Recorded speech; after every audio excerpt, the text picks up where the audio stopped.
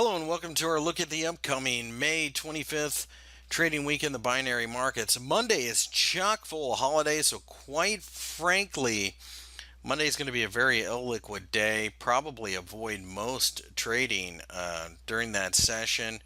There isn't much in the way of economic announcements to move the market, so quite frankly, there'll be some technical setups, but that's about it. Tuesday gets the week going with core durable goods coming out of the United States.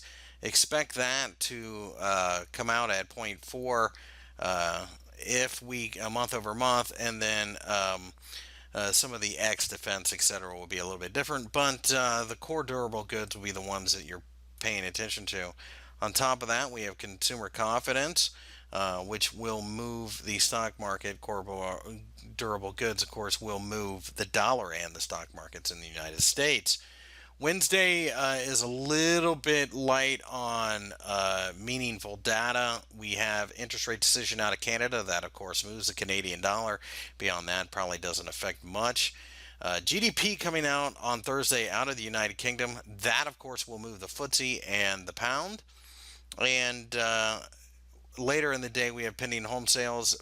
Might move the stock market if it's stronger than anticipated in the United States. And then finally, Friday, we have GDP coming out of Great Britain and GDP coming out of the United States later in the day. So, really, a pretty packed full day on Friday. And with that, let's take a look at some charts.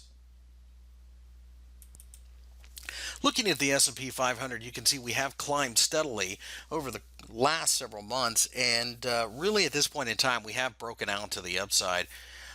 No reason whatsoever to short this market or buy puts. We are buyers of calls. We fully anticipate seeing the S&P 500 continue to march in a 45-degree angle. We like the S&P 500. We believe that buying calls is the only thing that you can do.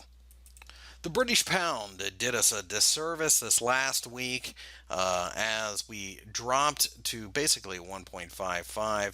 This is an area of significant breakout. So now the question is, can we get below 1.54? If we do, then it's time to start selling again as the US dollar will strengthen. So we'd be buyers of puts. However, if we get a supportive action or candles in this general vicinity, we'd be buyers or buyers of calls, that is, heading to the 1.58 level as we would continue to consolidate in the larger scheme of things. Either way, the British pound is going to have to make a decision, and 154 will be crucial. Gold markets continue to kind of bounce around between 180 or so and 1220. You can see that that's basically where we've been. It looks like we're going to drop a bit here. 1200 should be somewhat supportive. We look at supportive candles below as call buying opportunities. Don't necessarily like the idea of buying puts. We think we're trying to put in a bit of a base here, just haven't really taken off to the upside yet. And with that, we are done looking at the upcoming May 25th trading week in the binary options markets.